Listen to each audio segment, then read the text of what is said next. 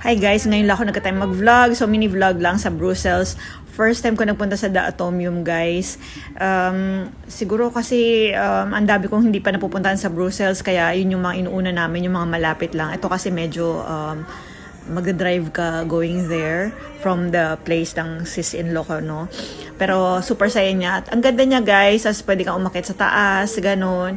Maraming tao pero hindi naman super, pumunta kami nito mga April, I think. Hindi ganun kainit. So, okay lang. Pero I imagine pag summer to mainit dito.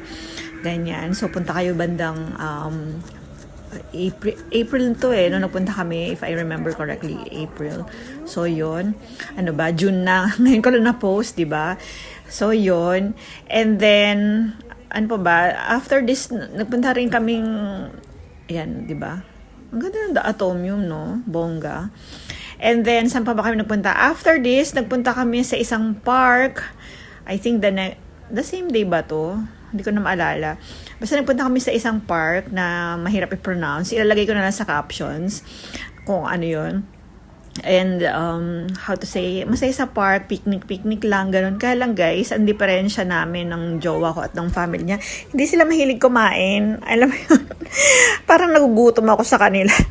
Char lang. So, yun.